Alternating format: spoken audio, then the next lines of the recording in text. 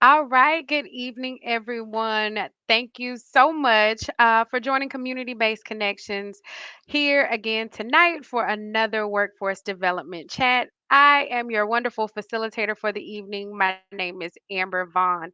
If you've been keeping up with us, we've been doing these, I think, about since April. We've talked about resumes, we've talked about cover letters, we've talked about interviewing, we've talked about a whole bunch of things that can help empower you as a job seeker, but also help you transition into employment. So, tonight is going to be absolutely no different. We're going to keep it going and we're going to talk about how you can take volunteer experience and turn that into real live work experience and how you can take go from volunteer to employee. And I'm going to be using myself as an example because I have definitely been able to leverage volunteer opportunities to help position myself for the career of my dreams and the things that I really want to do, the things that really make my heart smile. So, before we continue, I just want to say thank you, thank you, thank you to Community Based Connections, but also to Broward College for helping us put on these sessions because it's all about you. It's all about empowering you, helping you to be your best self and to secure the career of your dreams. So thank you so much to Community Based Connections as well as Broward College. Now, my name is Amber Vaughn. If you've been here with us before, I may look familiar, but for those of you who do not know who I am, I have worked in career services, reemployment, the workforce field for about the last 10 years. And I've been working with job seekers just like you, helping them to acquire the skills, the knowledge, the abilities, and the confidence that they need to transition into employment. If you work 40 hours a week, throughout the year, each week for all of the weeks in the year, that's about 2040 hours a year that you're giving an employer, right? That's a lot of time, a lot of energy to give to something that you don't want to do. So these sessions are all about, yes, helping you secure a job, but also helping you to transition into a career that really makes your heart smile. That's really something that you want to do. So for the last 10 years, I've worked with job seekers, those who have been returning citizens, those who've recently lost their jobs, those who are maybe older workers who have years of experience, but now, for whatever reason, are finding that they have to do a career transition. They have to move into something different. I've worked with college students, boot camp students, all kinds of job seekers. And I say that to say there's literally no job search situation that I haven't seen. So, what I'd like for you to do is this session is all about you. Jump in the chat, type questions. We're going to be monitoring the Facebook chat. So, if you've got questions, I've most certainly got answers. Oh, so let's get started. Now, I know I shared with you that I didn't share with you. So, right now, I am working for an organization that basically hosts technical boot camps on the campuses of colleges. And my job is to make sure that when those students graduate, that they transition into employment. The downside of that is that sometimes those students who enter into those technical boot camps, they're doing so because they want to change in career. They're going into a different direction. And although that's really awesome, sometimes they don't have previous work experience. And the biggest question that I hear from a lot of job seekers is, how do I gain experience when I don't have experience, right? Because you're going to look at these job descriptions and they're going to say we need 2+ years of experience, or you have to have this, or you have to have that. And guess what? Sometimes we don't have that. And it's hard to get experience if you don't have experience. Or so you thought. So tonight's session is going to be all about that. How you can create opportunities for yourself through volunteering that help to position you for the career of your dreams, not just a job, because we're tired of jobs, right? We're tired of going into places that make us just want to scream when we get off. We're ready for our career. So I'm going to say thank you so much for joining me. Please excuse the sunlight. I couldn't have picked the worst place to set up my camera. So thank you so much for joining us, and we're going to jump right into it. So, in tonight's session, we're briefly going to talk about where to look for volunteer opportunities. But you'll notice that we're going to talk a lot about networking because networking and volunteering go hand in hand. We're also going to talk about how to create a volunteer opportunity when there isn't one. Like, How do we make that happen? But then also, we're going to talk about the benefits of volunteering and how you can turn your unpaid work into something that can help you get a job or even a job. So, if you're ready, let's go. All right.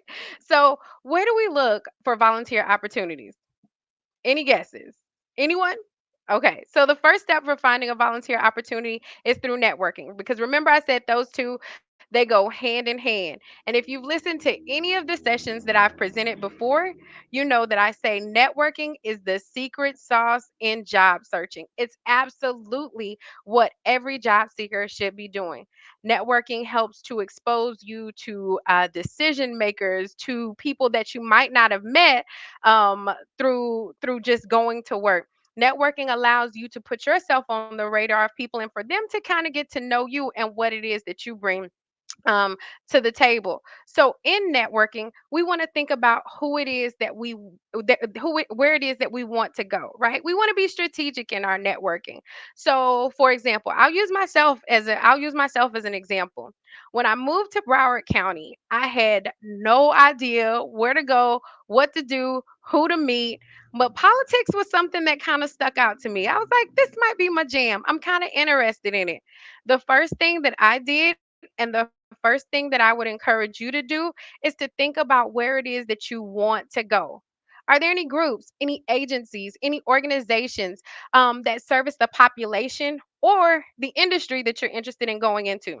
So, for example, I knew that I wanted to meet with other Black professionals in the area, and I didn't know where to start. Guess what I did? I got on the Googles and I was like, Black professionals and then networking. And the first thing that I found was Broward County Urban League, the Young Professionals Network. And literally through there, a whole bunch of opportunities opened up for me. I was able to meet with other professionals that were looking to meet with other professionals, but also it gave me an opportunity to participate in the organization's events.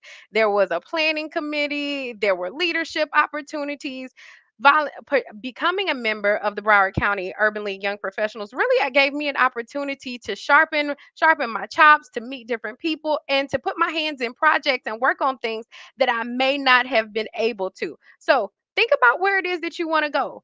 Agencies, organizations, clubs that speak to where it is that you want to go, what your interests are. And know that networking opens doors. When people like you, they open doors for you. They say, "Hey, I'm passing your resume." They say, "Hey, let me connect you with this person." I literally just had a situation like this. I'm in my hometown right now of Pensacola, Florida, and I'm trying to work on an event, a political event, because I'm volunteering again. So I'm volunteering for a political campaign, and I'm here trying to plan an event. I literally connected with one person. Me and that one person hit it off, and he said, "Hey, I want to introduce you to these people." And he literally opened the door to meet me to have me meet with so many other different people. So that know that when people like you, they open opportunities for you. And sometimes those opportunities can look like volunteer positions because when you're meeting people, you're getting to know more about them, they're getting to know more about you. But oftentimes, when you go into these situations, especially networking opportunities, everybody's kind of looking at it, well, like, what's in it for me? Am I going to meet new people? And am I going to find out about a job? Am I going to get some more clients? Everybody's kind of in it for what they can get out of it. And because of that, that creates a really unique opportunity for you. The person who is looking for volunteer opportunities, because instead of saying, "What's in it for me? Hey, my name is Amber. What's in it for me?" You're going to say, "Hey, my name is Amber. Oh, wow, that's so awesome that you do that. I'd love to help you out on that project. That sounds really interesting. Do you need any help?" It's literally just that simple because everybody is out with their hands out. Very few people are saying, "Hey, this is how I can help," or "Hey, would you like some help?" Think about that. You have your own business, you have your own company, and then you have somebody who's really sharp that came to your event or that met you and said, "I'd love to help you out. I'd love to help you further your goal. I'd love to help you in reaching your goal or making this project or this event come together. How can I help?" That's a great way to stand out. So now going back to when I first moved here in Broward County, that was literally what I did. I am working on a campaign now that started out as a volunteer opportunity. I met this candidate. He was really awesome, but he was really young. And he told me he was going to run for this position. And I was like, sure, champ. Let me know if you need any help. And he literally let me know if he needed any help. Through working with him, he and I were able to start an organization together, and through that organization, I was able to get my footing in politics, which led to me volunteering on more campaigns, being able to volunteer in different capacities. Sometimes I did field organizing, sometimes I did data. I got to see all different facets of the campaign. But guess what? It was still volunteering, right? So we're going to take a hard pause right there because I'm saying a lot about volunteering. And I know that we have bills to pay, and I know that money is the ultimate goal, right? Me too.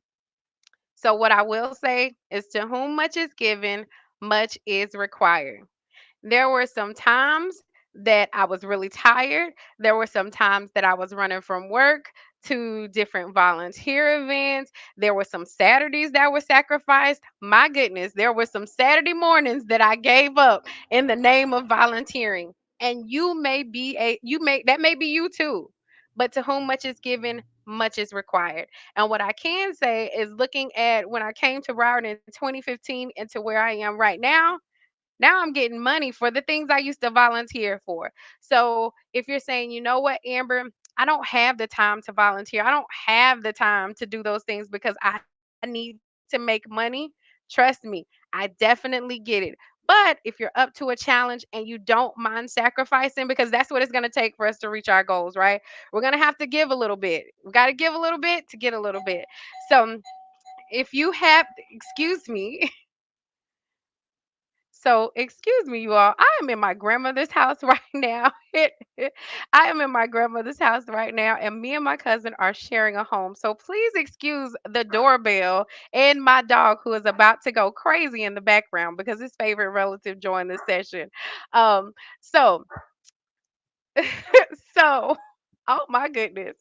So, um, with the volunteering so now with the situations that I used to volunteer for, I now get paid for those. I now get paid